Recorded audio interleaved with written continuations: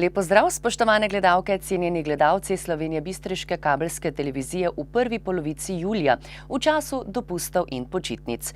Kljub vsemu smo tudi v pričujočo informativno oddajo vrstili dve dobri novici iz domačih logov, ki bosta gotovo pritegnili vašo pozornost, zato prijazno vabljeni k ogledu. Bistriški reševalci v Ameriki na tekmovanju iz nujne medicinske pomoči. Tekmovalke Twirling kluba Sašo na Irskem osvojile naslov evropskih prvakinj.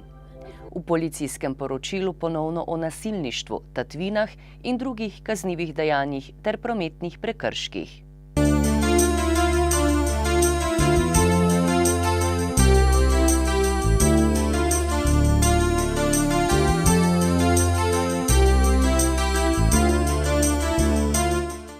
V rubriki Lokalne novice o izjemnem uspehu slovenjebistriških reševalcev in drugih dogodkih. Ekipa reševalne službe Zdravstvenega doma Slovenska Bistrica je pred kratkim sodelovala v New Yorku na tekmovanju iz nujne medicinske pomoči. Matjaž Žunkovič, Iztok Škof, Alen Markuš in Tadej Lunder so osvojili odlično 10. mesto. O tekmovanju so posneli tudi kratki film, v katerem so organizatorji pohvalili delo slovenjebistriških reševalcev. Pred ogledom filma pa poglejte, kaj je o gostovanju v ZDA povedal Matjaž Žunkovič, vodja reševalne službe Zdravstvenega doma Slovenska Bistrica. Kako ste pravzaprav slovenjebistriški reševalci dobili vabilo na to tekmovanje v ZDA? Vabilo iz ZDA je prišlo na podlagi tega, ker se udeležujemo različnih tekmovanj. Ena od takih tekmovanj je Rally Revic na Češkem, kjer smo se spoznali tudi z reševalci iz New Yorka, ki so letos organizirali njihovo prvo mednarodno tekmovanje v nujni medicinski pomoči. Tako da so potem poslali nekaj vabil po Evropi, Poljakom in nam Slovencem, Slovensko Bistrico. Povabili so tudi Kanačane in Avstralce od tujih ekip. Tako da potem, ko smo dobili to vabilo, je bilo samo vprašanje, ali se odločimo, da gremo ali ne. Tekmovanje je bilo zelo zahtevno. Kakšen je torej bil scenarij tega tekmovanja? Amerika je v nekem stresu, živijo predvsem v nekih množičnih nesrečah, terorističnih dejanjih in prvi scenarij je bil organiziran na način množične nesreče, delovne nesreče, v kateri je zasulo več delavcev in te delavce je potem potrebno bilo rešiti iz zemlje.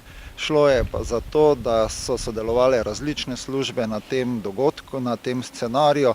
Sodelovali so gasilci, delavci sami na terenu, ki so delali tudi, ki so pomagali pri reševanju, potem policija, tako da je potem bilo naenkrat na tistem mestu ogromno ljudi, ogromno hrupa in trebalo se je znajti, ker so nas ločili vsakega na svoje mesto, k svojemu poškodovanemu, potem še dodatni poškodovani in na hitro je trebalo obdelati, oskrbeti tiste najhuje, narediti triažo, kdo je prvi za reševanje in potem izpeljati scenarij tudi do konca, da so bili oskrbljeni vsi poškodovanci.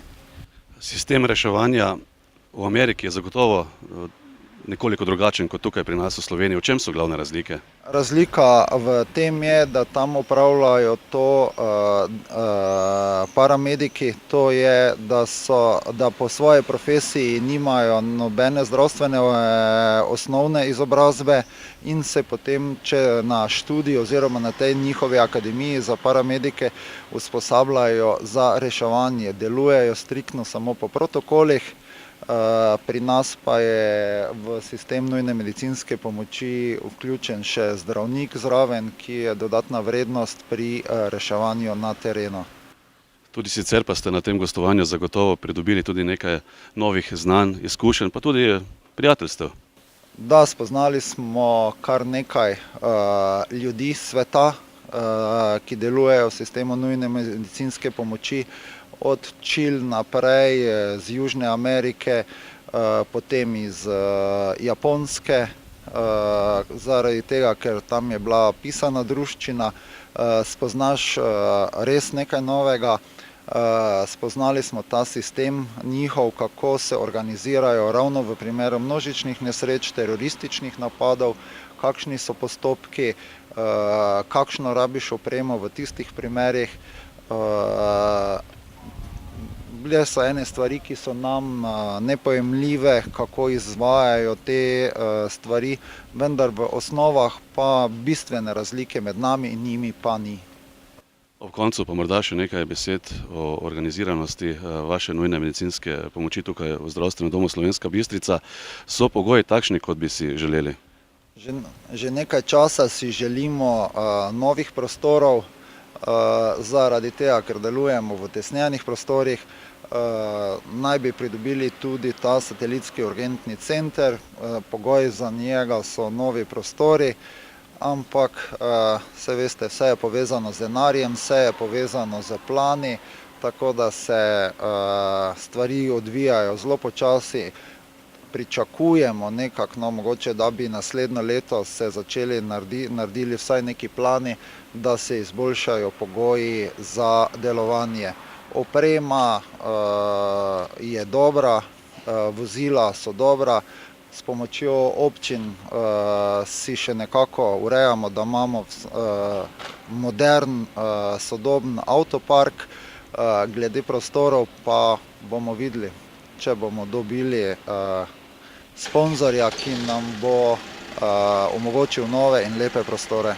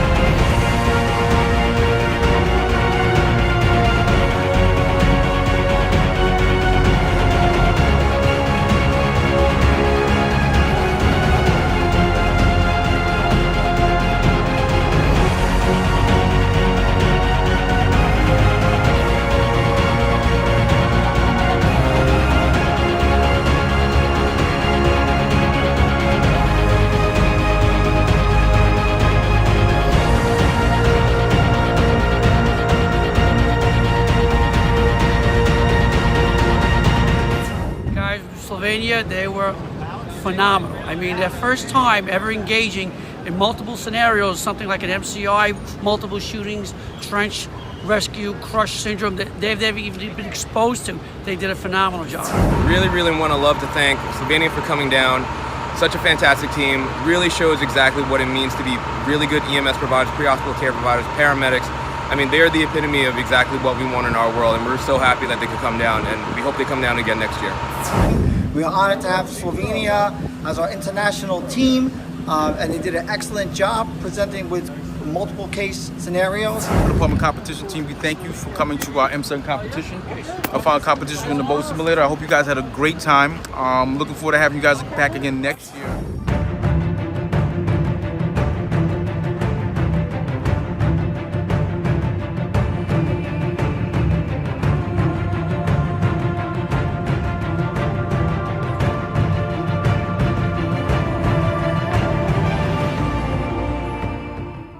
Tekmovalke Twirling kluba Sašo iz Slovenske Bistrice so pred dnevi dosegle izjemen uspeh. V Dublinu na Irskem so na Evropskem klubskem pokalu EFBT osvojila naslov prvakinj.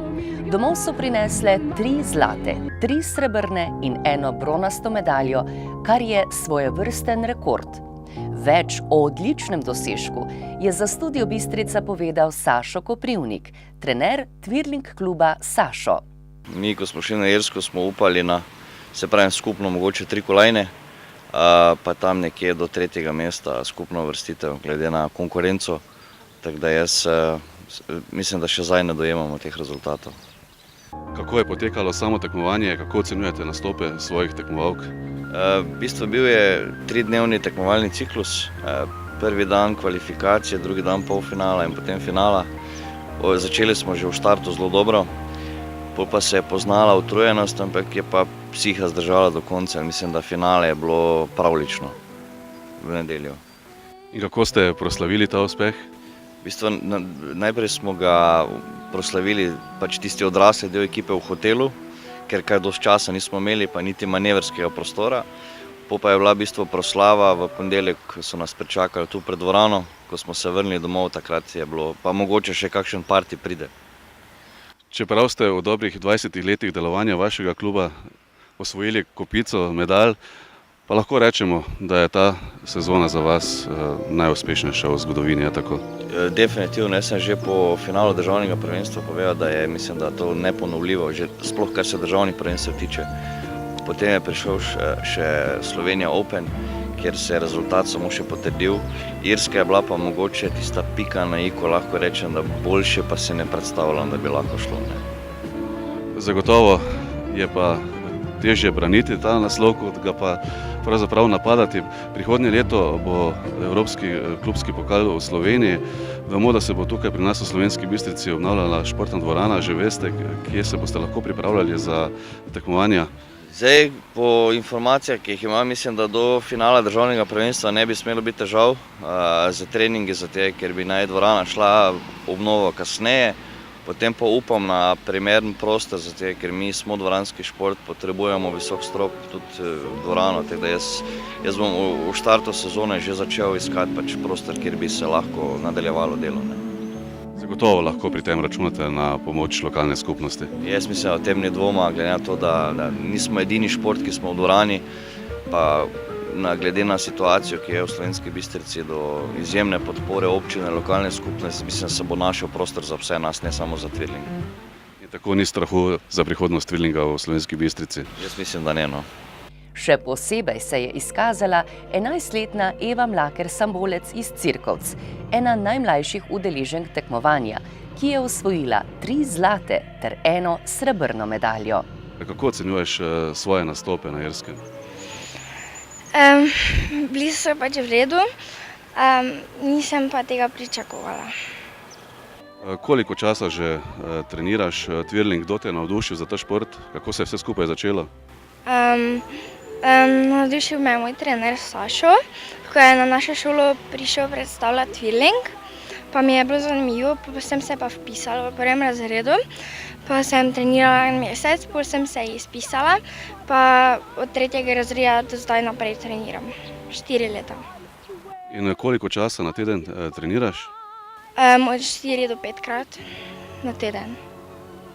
In kaj ti je najbolj všeč pri tem športu? Katere prvine mogoče? Meti, pač gimnastiko, ja. Pa verjetno tudi nastopi v skupinah. Ja, Zakaj?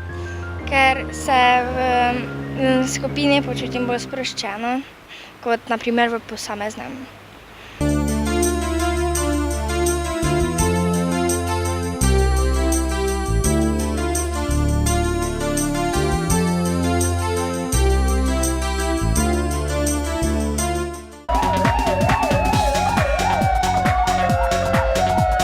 Slovenjebistriški policisti so pretekli in ta teden zabeležili ter obravnavali naslednje dogodke in pojave. S področja kriminalitete je bilo zabeleženih 12 kaznivih dejanj, in sicer 3 tatvine, 2 lahki telesni poškodbi, 2 goljufiji, 4 poškodovanja tuje stvari in 1 grožnja. Slovenska Bistrica.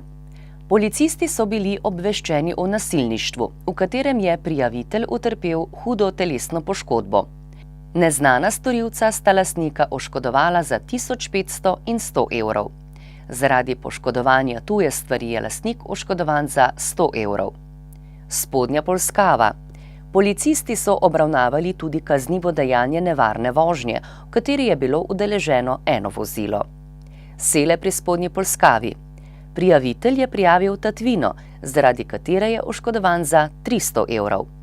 S področja prometne varnosti so policisti obravnavali 12 prometnih nesreč, podali 7 obdolžilnih predlogov, izdali 57 plačilnih nalogov in začasno odvzeli 7 vozniških dovoljenj.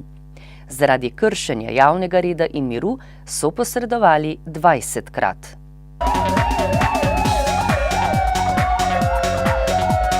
Spoštovani, s policijskim poročilom se je iztekla informativna oddaja iz studia Bistrica. V nadaljevanju pa lahko prisluhnete ponovitvi prispevka z naslovom Klepet z dr. Jankom Predanom, slovenjebistriškim psihiatrom in nekdanjim poslancem Državnega zbora, in sicer o aktualnih dogodkih. Obveščamo pa vas, da bomo naslednji teden ob terminu, ki je določen za informativno oddajo, predvajali zaključni nastop šolskega benda in orkestra Slovenjebistriške glasbene šole, ki je bil 30. maja 2018. Pa srečno, kjerkoli že boste.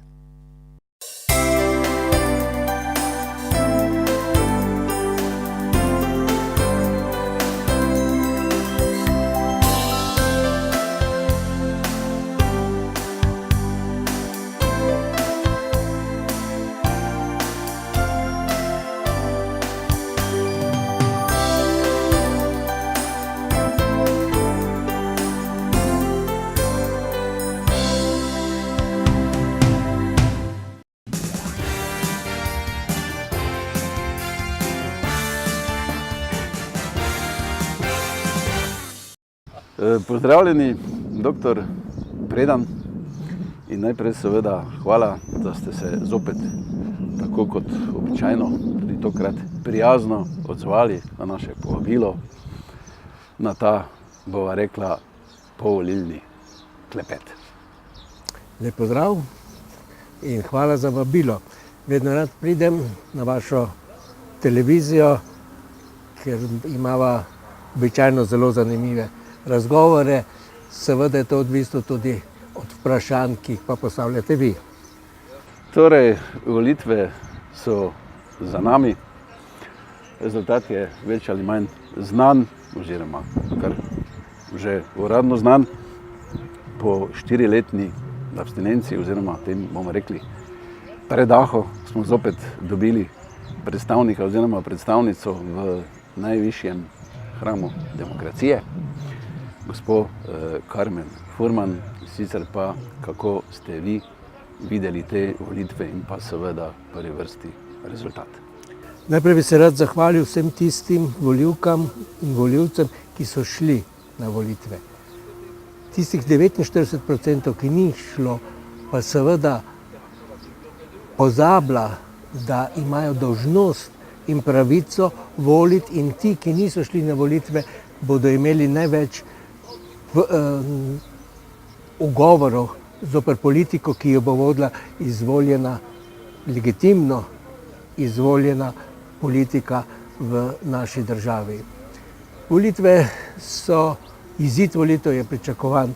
Me ni presenetilo, morda me je presenetilo edino vstop v parlament Slovenske nacionalne stranke z Jelinčičem na čelu. Z njim sva bila v prvem parlamentu zelo dobra kolega, celo prijatelja in menim, da je to eden najbolj inteligentnih politikov, kar jih poznam. Seveda pa mora za to, da dobi dovolj glasov, imeti svojo politiko, kateri ostaja zvest in ki pa jaz gotovo nisem zvest in jo ocenjujem kot slabo. Vendar pa v našem političnem prostoru lahko z takimi, bom kar rekel, floskulami in načinom, predvsem protimigrantski, proti homoseksualni politiki lahko uspeš. In to se je pokazalo tudi pri zmagovalcu, da so igrali na karto, ki je meni povsem tuja. Nekomu, ki v neki državi izgublja svoj prostor pod soncem, onemogočiti, da bi lahko v drugi državi lepo in spodobno, vsaj spodobno, lepo gotovo ne, spodobno živel.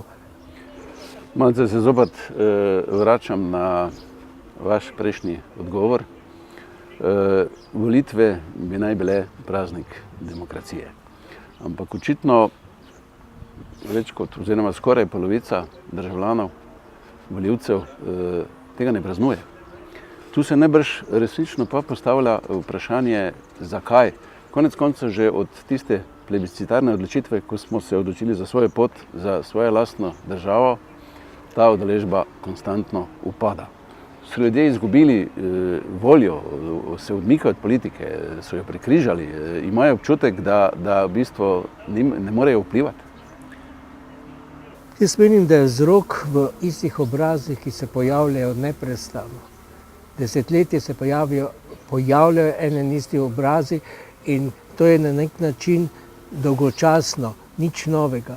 Tudi razprave predvolilne so bile zelo enolične, brez pravega elana, brez pravega eksprija, brez nekega feelinga, da bi človeka pritegnili, da bi jih volil. Vse je bilo enostavno, vse je bilo vezano na en isti način. Zadaj si imel občutek, da govorijo v svoj prid, da bi prišli na oblast, ne pa, da delajo za državo, za ljudi, ki jih bodo volili. In ljudje se tega naveličajo, pač ne grejo, čeprav ponovno poudarjam, da bi bilo pomembno, da gremo na volitve, da tisti, ki imajo stalne volivce, ne bi v toliki meri zmagovali, kot so to zmagovali letos. Poglejte, cilji v tej državi so več ali manj definirani, jasni, opredeljeni. Tudi z strategijami za realizacijo teh ciljev najbrž ne bi bil kak poseben problem. Konec koncev v tej državi premoremo dovolj inštitucionalnega znanja, tehničnega, pravnega, ekonomskega, se pravi z ustrezno implementacijo teh strategij, pač iti v realizacijo teh ciljev, ampak tu očitno nekaj umanjka, recimo pripravljenost, politična volja. Kje tu vi vidite? Kako odpreti ta sezamova vrata? Vse to je problem. Problem, ki ga jaz vidim, je v tem, da se politika vmešava v vse zadeve. In to tudi v gospodarstvo. Namesto, da bi v tem trenutku bilo potrebno dvigniti socialo, zdravstvo, kulturo, ob tem pa povsem omogočiti razcvet gospodarstva. Ker če se razcveti gospodarstvo, če deluje dobro, kot tudi so poganki, da bo delovalo oziroma že deluje, je dobro, da bo potem tudi dovolj denarja in dovolj volje, da bomo spet spravili na zeleno vejo zdravstvo, šolstvo, socialo, kulturo, da bo ti osnovni elementi nekega bivanja, življenjskega bivanja spet imeli svoj pomen. Mi pa danes vse skupaj zmešamo in so hruške in jabolka in ni pravega izhoda in prave delitve. Mi vse preveč opredeljujemo in ločujemo levo, desno, neprestano, samo levo, desno, ta poraženec, oni zmagovalec, ampak bistvo vsega je, da bi morali biti enotni in to mislim, da so bili v prejšnji vladi, v času oziroma ko je bil predsednik vlade, še je predsednik vlade, da se je to začelo malo kanalizirati v eno smer. Žal pa bojo te volitve spet spravile na polarizacijo in zgubljen bo čas in ne bo tiste prosperitete, ko bi moralo biti in kot je in ko imamo možnosti, da prosperiramo kot dobra država. Mi imamo vse pogoje za to, vendar na nek način tega ne izkoriščamo. Mi smo rekli Nova Švica, ampak pogledajte, ni dolgo, ko sem se vrnil iz Švice, prebral sem, da je v Sloveniji vsak 6. upokojenec na pragu revščine. V Švici je ta prag revščine 25% pri vseh tistih, ki so starejši od 65 let. Potem, po mojem, nima smisla, da bomo mi Nova Švica, pa hočemo biti dobra Slovenija. In to je pomembno. Mi se pa zmeraj z nekom primerjamo.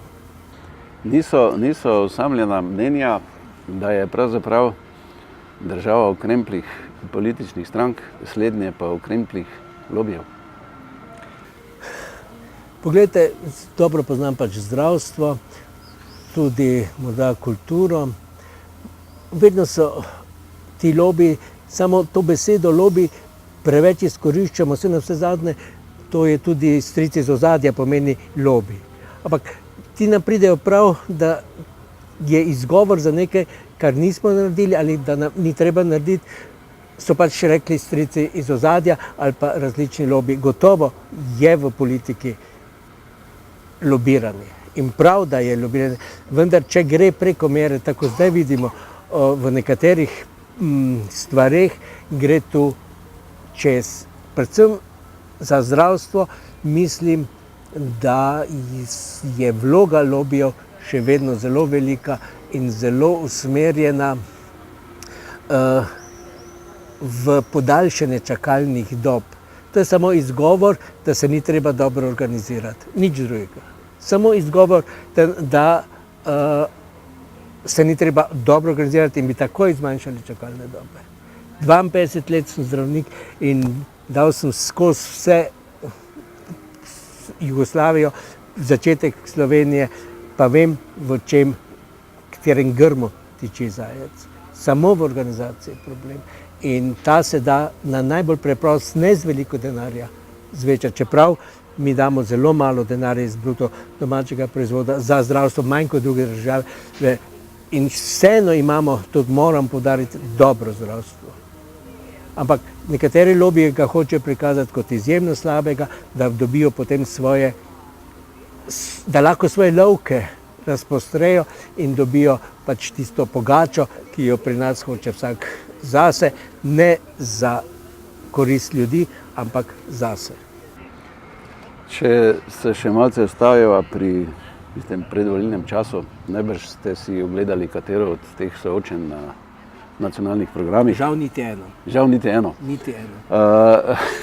Bral sem pa v časopisu, ker sem predal eno kritiko, ampak to sem samo v časopisu bral. Med 20 in 25, bomo rekli, temi špicn kandidati oziroma predsedniki strank list je bila samo ena predsednica in to je Alenka Bratušek.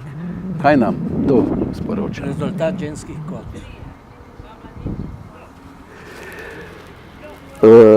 Zdaj, dejstvo je, da je tudi Nova Slovenija imela pred časom, ne tako dolgo nazaj, predsednico, gospo dobro Ljudmilo Novak, ki je zelo energično zastopala svoja stališča in so jo potem še pravočasno umaknili, se pravi, da je imela tisto zadevo, ki je zaradi pravil javnega komuniciranja, ne smem imenovati, tisto moško zadevo, in so jo potem nadomestili z kandidatom.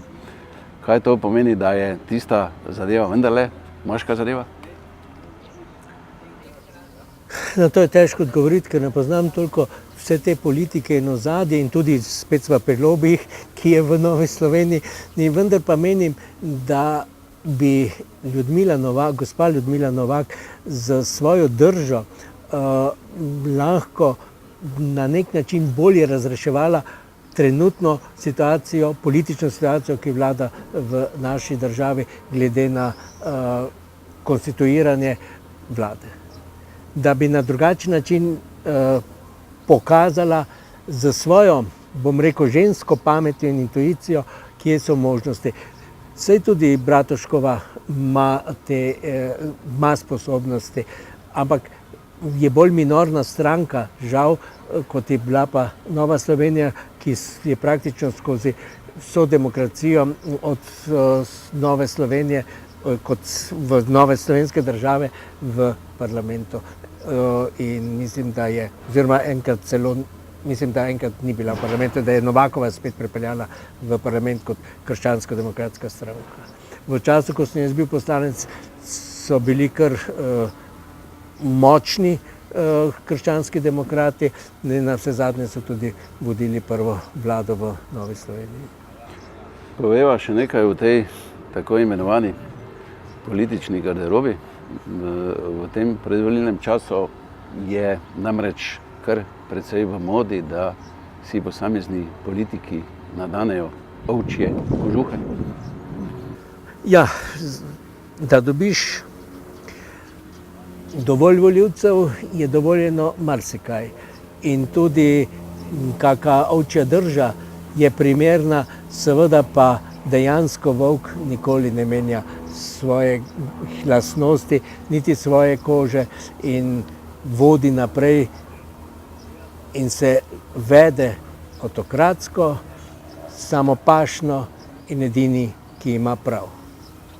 To je tista napaka, da se nekateri naši politiki vodijo, če nisi z mano, si proti meni, kar je popolni absurd in čisti nonsens in dela izjemno škodo ljudem.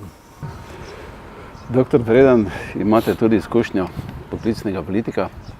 Bili ste državni poslanec v obdobju 92-96, v parlament ste takrat vstopili z stranko Zelenih in se je potem kasneje seveda priključila liberalni demokraciji Slovenije.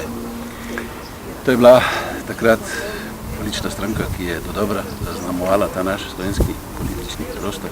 Kako vi vidite te začetke slovenskega parlamentarizma? To je bil čas 92-96, ko smo praktično ustanavljali državo Slovenijo. To je samo čas, ko je bilo treba spremeniti zakone, vse mogoče zakone. Samo na področju zelene politike smo takrat sprejeli več kot 80 zakonov in pri vseh teh zakonodajnih postopkih smo takrat sodelovali po svojih sposobnosti in po svojem znanju. Meni so takrat očitali, da se premalo oglašam, ampak jaz se ne morem oglašati o neki stvari, ki jo ne znam. Jaz sem se oglašal samo o tistem, kar sem poznal. In menim, da je to edino prav. Ampak takrat smo seveda Zeleni naredili napako. To moram povedati, da smo se združili z liberalno demokracijo. Združili smo se zato, da smo mi zeleno zakonodajo lahko spravili v pogon. Z tisto vsebino, za katero smo stali. In to nam je uspelo. Žal pa smo s tem tudi zelene pokopali. Od takrat naprej Zeleni niso v parlamentu, tudi letos niso prišli, čeprav ima druge predznake letošnji Zeleni, kot smo pa imeli takratšnji Zeleni. Vendar smo pa določene pomembne zakone, recimo zakon o tem, da smo ločili kulturno dediščino od naravne dediščine, to je samo eden primer, spravili skozi parlament in dali podlago za zeleno Slovenijo. Zelenih že nekaj časa ni več v parlamentu. Imeli smo pa svoj čas dve generacijski stranki, stranko mladih in pa Desus, ampak to je že neka druga zgodba. Verjetno se strinjate, da dr. Janez Drnovšek ni bil nek političen šalabajzer, nek Črgovčič, Kramarčič. Stvari je vendarle videl veliko bolj kompleksno in nekem širšem interesu, konec konca tudi te njegove koalicije, dovolj raznorodne, heterogene. Čeprav je kar nekaj kasneje javno povedal, da so mu te koalicije oziroma vodenje teh koalicij, da mu je da so bile zelo naporne in so mu pobrale ogromno energije. Najbolj spretnih politikov, pri tem pa namenoma in z veliko mero spoštovanja poudarim besedo poštenih politikov. Bil je pošten, dosleden in vedno verodostojen. V vsej svojem delovanju si imel občutek, da mu gre za Slovenijo, ne pa za lastno pobudo, za lastno zmagovalni pogled in za zmago LDS-a. On je imel tudi znotraj LDS-a dovolj nasprotnikov in ne strinjanj, vendar je znal za svojo izjemno, bi rekel, izjemno taktnostjo spraviti stvari na svoje mesta in je država v času, ko je bil predsednik vlade, pa tudi potem, ko je bil predsednik države, uspešno vodil našo državo. To je bilo v času, ko smo se pravzaprav mi učili kapitalizma. In kapitalizem, kjer že v drugih državah, pa samo sebe, recimo v Avstriji, že bil dobro razvit, smo mi mogli imeti vse otroške bolezni, ki jih kapitalizem prinaša, smo mogli prebroditi in to nas je stalo veliko časa in tudi veliko energije, vendar počasi gremo, še vedno pa so te otroške bolezni se pojavljajo, isto kot so spet pojavljajo ošpice, se v našem sistemu, ko že imamo več kot 25 let kapitalizem, se spet pojavljajo otroške bolezni, ki se kažejo v raznem lobiranju, klanstvu in na v različnih sistemih in nas spet vrača v neko situacijo, ki smo jo že na nek način prebrodili, pa se vračamo nazaj. Samo pogledajte Mercator, Agrokor, teh povezav, če je čist na tem področju, jih je pa še veliko na drugem. To, kar smo recimo naredili letos, da se vrnem na kulturo, da smo nevladne organizacije ali pa ne tiste, ki so vezane na plačilo preko vlade, da smo jim ukinili sredstva, zato ker pač teh sredstev ni bilo več in jih niso več razdelili. Brežiški festival, ki bo v Bistrici spet nastopil v avgustu, je dobil pol sredstev manj, kot bi jih sicer dobil. So še pa druga nevladne kulturne organizacije, ki bojo zaradi tega propadle. Ni mi jasno, da Carmina Slovenica iz Maribora ni dobila dovolj sredstev, pa je svetovno priznan ansambl, ki pa deluje izven teh institucij, državnih institucij. To so pač napake, ki se dogajajo in na vseh področjih. To je bil samo primer, kako smo v tem trenutku bili mačehovski do izjemnega kulturnega življa. Ti so ljudje, te ansambli so na nek način povsem na novo opredeljujejo kulturno življenje v svoje mimo inštitucij, kot so drama, opera in še bi lahko našteva. Samostojno živijo in širijo in umetnost in vsem tudi lepoto. Omenili ste dr. Drnovška, njegovo konstruktivno držo, tudi poštenost kot ena od lastnosti vrlin. Kakšen dan nazaj je Spomenka Hribar na predsednika države Boruta Pahorja naslovila odprto pismo, v katerem govori med drugim tudi o močnih in verodostojnih osebnostih. To niti slučajno ni eno in isto. Konec koncev gre za to, da imamo na eni strani moč argumenta, na drugi strani argument moči. In ravno ta moč argumenta bi naj bila tista dodana vrednost, ki loči politika od državnika. To, kar je Spomenka Hribar napisala v tem odprtem pismu predsedniku republike, je eden najboljših tekstov političnih opredelitev, tudi kar sem jih prebral, vendar menim, kot vsa ta pisma, ki jih piše, ne bojo rodila velikega rezultata, posebej ne pri našem predsedniku republike. Že več kot pol stoletja ste dejavni na humanitarnem področju. Kot mlad zdravnik ste pristopili k Rdečemu križu. Malo prej sva govorila o tej poštenosti, o verodostojnosti. Je pa treba vendarle priznati, ne, da tudi humanitarne organizacije niso povsem imune pred takšnimi drugačnimi recimo in zlorabami. Poznamo to afero, ne, Rdečega križa, konec konca tudi cerkev, ki pridiga o pohlepu 10. Božja zapoved in tako naprej. In imamo potem zelo konkreten primer, ne, kam je ta pohlep pripeljal v primeru mariborske nadškofije. To so te otroške bolezni kapitalizma, ki so jih nekateri izjemno dobro izkoristili, pa so se potem in pri tem nasedli. To je bilo tudi pri Rdečem križu. Praktično je vodstvo takrat leta 2001 in 2002 hotelo pridobivati sredstva na način imam, dam, kupim, prodam.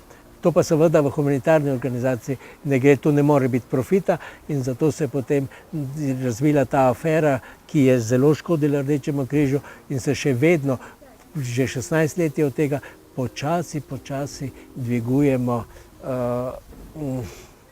in se vrača Rdečemu križu tisti ugled, ki ga ima, in na srečo je Rdečemu križu so ostala javna pooblastila, kot je krvodajalstvo, kot je prvo pomoč, kot je iskanje pogrešanih oseb, da so ta javna pooblastila ostala na Rdečem križu in tudi zelo dobro funkcioniramo. Nenazadnje je to regijsko tekmovanje, ki je bilo pred 40 leti v Slovenski Bistrici, ekip prve pomoči pokazalo, da je znanje prve pomoči izjemno dobro in še kako pomembno pri reševanju človeških življenj.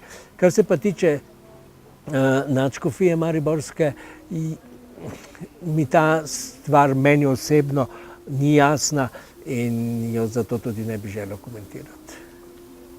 V širšem kontekstu prejšnjega vprašanja bi rad omenil ta, kot psihiater ga seveda zelo dobro poznate, ponotranjeni etični kodeks.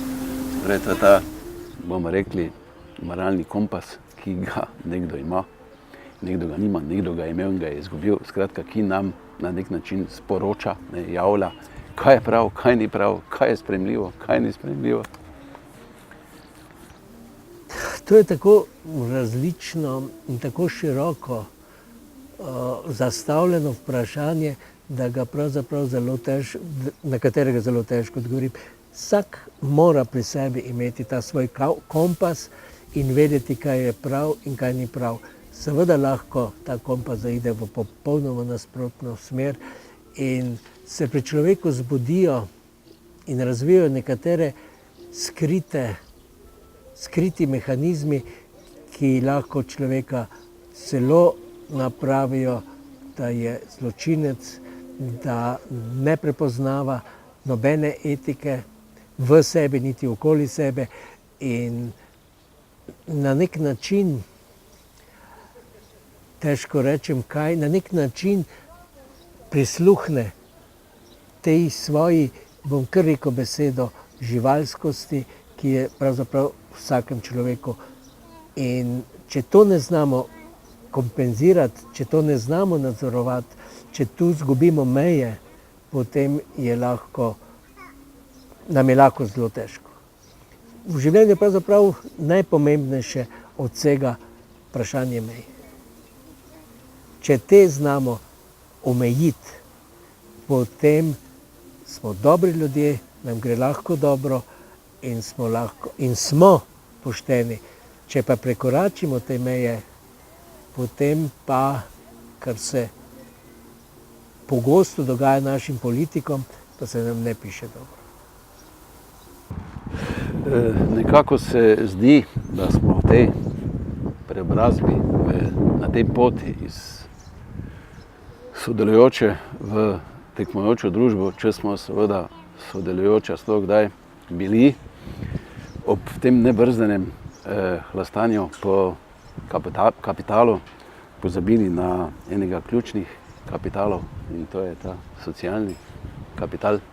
Kot psihiater, kot dolgoletni humanitarec si najbrž večkrat zastavite vprašanje, kako smo lahko srečni, če so drugi okrog nas nesrečni. Predvsem je treba videti tiste, ki so nesrečni. In če vidimo te nesrečne in jim lahko pomagamo, potem smo lahko tudi mi sami srečni. Vendar v zadnje čase pogosto ne vidimo teh nesrečnikov okoli nas, čeprav je veliko humanitarnih organizacij, ki pomaga. Vendar, če sosed ne pozna soseda v bloku, potem seveda ga ne vidi in ne čuti, in potem je res ta egoizem, ki se pojavlja občasno, slaba slika in slaba podoba nekega človeka ali pa neke skupnosti. Videti, pomagati pomeni, da si lahko ob tem ti zadovoljen, če hočete tudi srečen. Vendar treba videti in še enkrat videti in si ne zatisniti oči, kar pogosto, tudi ko bi morali videti, zatisnemo oči in ne vidimo. Doktor Predan, v najinem pogovoru za tiskano občinsko glasilo Informator, ki smo ga opravili pred slabimi 5 leti, ste dali zelo pomenljivo in po moje sodbi izjemno pronicljivo in lucidno definicijo politike in političnega. Če smem, bi to citiral. Prosim. Politika je zanimiva gospodična. Ni poštena, pa se ima za pošteno. Jemlje kolikor in kdaj hoče in malo vrača.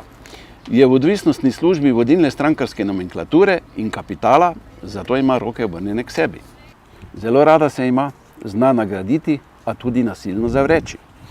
Občasno zna biti, glede na različne interese, tudi protiustavna. In ko to ugotovi, se posipa s pepelom, da se kar kadi. Laže in zagotavlja samo resnico. Pa jo vsak dan poslušamo, gledamo, občudujemo, se tudi jezimo in prav je tako. Le njenih meja se moramo zavedati in spostaviti distanco. Iskreno povedano, temu ni kaj dosti dodati, sploh če takšno sodbo poda nekdanji poklicni politik in pa ugleden psihiater. Ne, res ne bi nič dodal, niti nič odvzel, ampak to je že stara resnica v politiki. Doktor Predan, še enkrat hvala za ta današnji, upam, gledalcem zanimiv klepet. Smo pred dnevom državnosti. Povejte nam, boste izobesili zastavo? Ko me tako vprašujete, bom rekel, da ja.